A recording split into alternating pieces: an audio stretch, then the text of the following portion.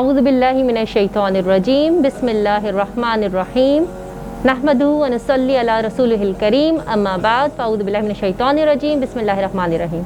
अस्सलामु अलैकुम व रहमतुल्लाहि व बरकातुहू। प्यारे बच्चों, कैसे हैं आप सब? रमज़ान की आमद हो चुकी है और रमज़ान इस्लामी कैलेंडर का नवा महीना है। तो बाकी महीने कौन कौन से हैं, क्या आपको याद है? जी हाँ, मुहर्रम, सफ़र, रबीउल अव्वल, रबीउल सानी, जमादिउल अव्वल, जमादिउल सानी, रजब, शाबान और आ चुका है बरकतों भरा महीना रमज़ान। इस महीने में एक बहुत ही स्पेशल बात है, और वो क्या स्पेशल बात है? वो स्पेशल बात है कि तमाम दुनिया के जितने भी मुसलमान हैं जो कि एडल्ट्स हैं और सेहतमंद हैं, उनको रखना है रोज़ा। रोज़ा क्या होता है ये हम जानेंगे कुछ देर में, लेकिन इस रोज़े को हम फजर की अजान के साथ स्टार्ट करते हैं और मगरिब की अजान के साथ इसको ब्रेक करते हैं। यानी कि फजर से लेकर मगरिब तक तमाम मुसलमानों का होता है रोज़ा, जिस हालत में ना ही वो कुछ खा सकते हैं ना ही वो कुछ पी सकते हैं। लेकिन रोज़ा सिर्फ खाने पीने से बचने का नाम नहीं प्यारे बच्चों, रोज़ा नाम है तमाम बुराइयों से बचने का, झूठ से बचने का, गंदी बातों से बचने का, लड़ाई झगड़े से बचने का। क्योंकि अल्लाह सुब्हानहू तआला इस बाबरकत महीने में शैतान को तो कर देते हैं बंद। तो अब हमारे पास कोई शैतान नहीं है जो हमें गंदे काम करने पर उकसाए। अब जितने भी गंदे काम है वो हमारा दिल हमें बता रहा है करने को, तो हमें उसे खुद रोकना है, शील्ड करनी है, हिफाजत करनी है और अच्छे बच्चे बनकर नेकी के कामों में करना है। आज का नेकी का काम है बुजुर्गान के साथ नरमी से पेश आना। तो आपके इर्द गिर्द अगर आपकी नानी, दादी, नाना, दादा या कोई भी दूसरे बुजुर्ग मौजूद हैं, उनके पास जाइए, प्यार मोहब्बत से उन्हें सलाम कीजिए, उनके कंधे दबाइए, उनका सर दबाइए और उनका ख्याल रखिए, उनसे दुआ लीजिए। ये हो गई आज की नेकी। अब चलते हैं आज की कहानी की जानिब। तो आज की कहानी हम जिस एनिमल के बारे में पढ़ने वाले हैं उसके बारे में देती हूँ आपको कुछ क्लू। तो आपका पहला क्लू ये है कि वो एनिमल है बहुत ही ह्यूज और उसे हम बकरा ईद के मौके पर स्लॉटर करने में भी काम लेते हैं। ये हो गया आपका क्लू नंबर 1। नहीं समझे कौन सा एनिमल है? तो दूसरा क्लू, ये एक ऐसा एनिमल है जो कि ग्रास यानी कि घास खाता है। अब भी नहीं समझे तो अब मैं दे रही हूँ फाइनल क्लू। इस एनिमल की साउंड होती है मू। पहचान गए? जी हाँ, आज की हमारी कहानी है काओ यानी गाय के मुताल्लिक। गाय को अरबी जुबान में बकरा कहा जाता है। कुरान मजीद में 10 जगहों पर बकरा लफ्ज़ का इस्तेमाल हुआ है, बल्कि एक सूरत का नाम ही सूरह बकरा है जो कि कुरान मजीद की तवील तरीन सूरत है। इसके अलावा कुरान मजीद में काऊ का जो किड होता है यानी बच्चा, जिसे हम बछड़ा कहते हैं, इजल, आइन जीम लाम इजल, इसका भी तज़किरा है। आज हम सुनेंगे कुरान मजीद में जिक्र किए गए इस किस्से को जो कि है बकरा यानी गाय के मुताल्लिक। सूरह बकरा में अल्लाह सुब्हानहू तआला जो इरशाद फरमाते हैं हम उसको पढ़ेंगे, लेकिन उससे पहले हम पढ़ेंगे अपनी दुआएं। तो पढ़िए मेरे साथ। रब्बी ज़िदनी इल्मा, ए मेरे अल्लाह मेरे इल्म में इजाफा फरमा। साथ ही हज़रत मूसा अलैहिस्सलाम की दुआ पढ़ेंगे जो उन्होंने अल्लाह सुब्हानहू तआला से अपनी ज़ुबान की फसाहत और बलागत के लिए मांगी। तो मेरे साथ पढ़िए और इसे याद कीजिए। रब्बि इश्रह ली सदरी व यस्सिर ली अमरी वहलुल उक़्दतम मिन लिसानी यफ़क़हू क़ौली। पढ़िए आपने मेरे साथ? वेरी गुड, माशाअल्लाह। चलते हैं आज की कहानी की जानिब जो कि है बकरा यानी गाय के मुताल्लिक। कुरान मजीद की सूरह बकरा में अल्लाह सुब्हानहू तआला ने बहुत सी कौमों का तज़किरा फरमाया है। इनमें से एक कौम का नाम है बनी इसराइल। बनी इसराइल अल्लाह सुब्हानहू तआला की मोस्ट फेवरेट अक़वाम में से एक हुआ करती थी। अल्लाह ताला ने इन पर तरह तरह के इनामात नाजिल फरमाए और इनकी हिदायत के लिए بہت سارے پیغمبر اوور دا ٹائم مبعوث فرمائے. ان میں سے ایک جلیل القدر پیغمبر کا نام ہے حضرت موسیٰ علیہ السلام. حضرت موسیٰ علیہ السلام اللہ تعالیٰ کے ایک جلیل القدر پیغمبر گزرے ہیں جنہوں نے بنی اسرائیل کی ہدایت اور رہنمائی کے لیے بہت سارے سال اللہ کی راہ میں خرچ کیے، انہیں سمجھایا، سکھایا کہ ایک اللہ سبحانہ و تعالیٰ کی عبادت کرنی ہے. کیا آپ کو معلوم ہے کہ بنی اسرائیل کو بہت پسند تھا کس کی عبادت کرنا؟ ایک بچھڑے کی عبادت کرنا. بچڑا means a little kid of the cow، یعنی کہ جس کا ذکر قرآن مجید میں عین جیم لام عجل کے نام سے ہے. تو بچوں بنی اسرائیل کرتے تھے عجل یعنی بچھڑے کی عبادت. وہ اسے اپنا معبود مانتے تھے اور اسی سے ساری دعائیں مانگتے تھے. یہ کتنی بے وقوفی کی بات ہے. اللہ کے نبی حضرت موسیٰ علیہ السلام نے انہیں سیدھی راہ دکھائی اور انہیں سمجھایا کہ یہ تمہارا رب نہیں، یہ تو صرف ایک جانور ہے. تمہارا رب تو بہت بڑا جلیل القدر ہے جو آسمانوں میں ہے، جو تم سب کو دیکھ رہا ہے، جس نے تمہیں پیدا کیا ہے، جو تمہیں رزق دیتا ہے. اسی کی عبادت کرو. وہ ایک اللہ وحدہ لا شریک لہ ہے. اسی کے لیے اپنی عبادت کو مخصوص رکھو.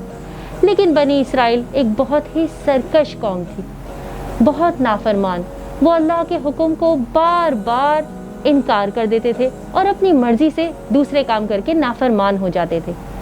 ایک بار اللہ سبحانہ و تعالیٰ ان سے اتنا ناراض ہوئے کہ ان پر عذاب آیا ہی چاہتا تھا. اور بچوں جانتے ہیں یہ عذاب کیا تھا؟ اللہ سبحانہ و تعالیٰ نے ایک بلند و بانگ پہاڑ کو ان کے سروں پر کلاؤڈ کی طرح لا دیا. یعنی جیسے کلاؤڈ ہمارے سر پر منڈلاتے ہیں، بالکل اسی طرح پہاڑ منڈلا رہا تھا. ذرا سوچئے اگر تو وہ پہاڑ اللہ سبحانہ و تعالیٰ کے حکم سے نیچے آ جاتا تو بنی اسرائیل کی ساری قوم نیست و نابود ہو جاتی.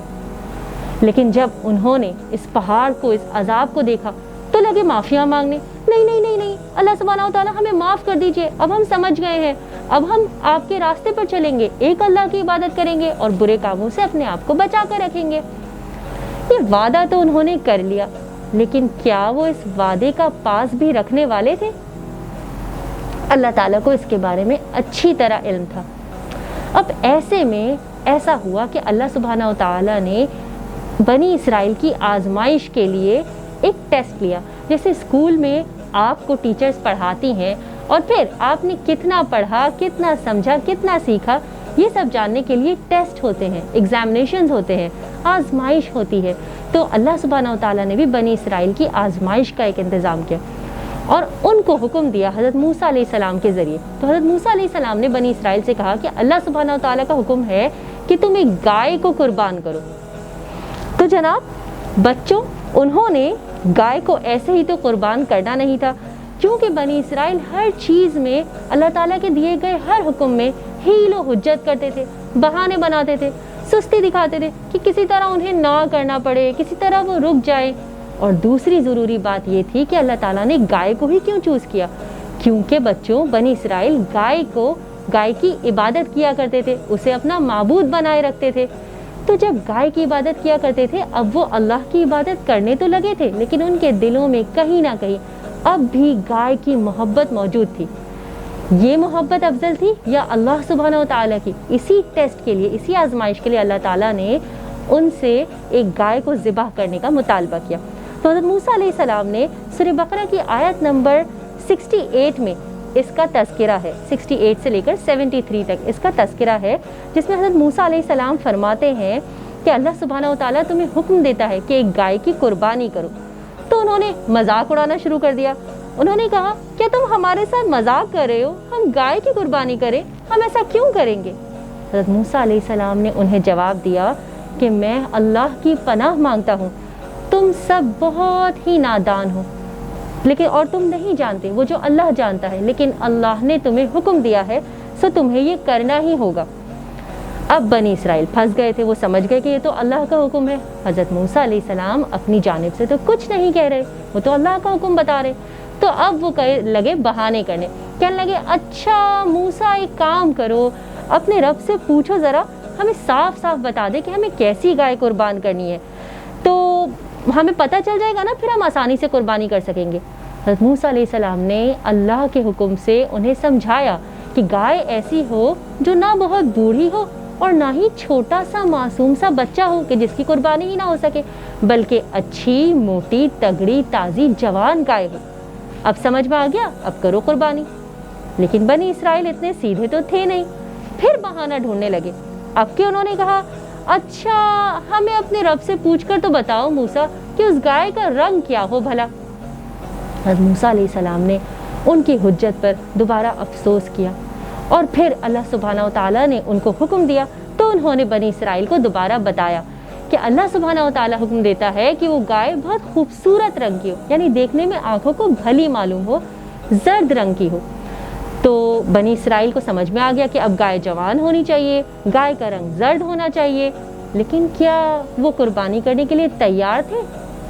अभी भी नहीं। तो फिर उन्होंने दोबारा बहाना किया। अब क्या उन्होंने कहा कि अच्छा मूसा अपने रब से पूछकर हमें क्लियरली बता दो, बिल्कुल साफ साफ, कि वो गाय क्या करती हो, ताकि हमें इंडिकेशन हो जाए, हमें पता चल जाए कि अच्छा हमें इसी गाय की कुर्बानी करनी है और अल्लाह ताला हमें रास्ता दिखा दे। हज़रत मूसा अलैहिस्सलाम ने अल्लाह के हुक्म से उन्हें दोबारा बताया कि वो एक ऐसी गाय हो जो मेहनत मुशक्क़त का काम ना करती हो, खेतों में हल ना जोतती हो और ना ही उसके ऊपर कोई दाग धब्बे या किसी किस्म की कोई खामी हो। अब बनी इसराइल पूरी तरह से फंस चुके थे, उनके पास पूछने को और कोई सवाल नहीं थे। तो कहने लगे, हाँ अब तुमने बिल्कुल सही बताया मूसा, अब हम समझ गए और हम इंशाअल्लाह कुर्बानी कर लेंगे। फिर आखिरकार ना चाहते हुए भी उन्होंने बछड़े की कुर्बानी की।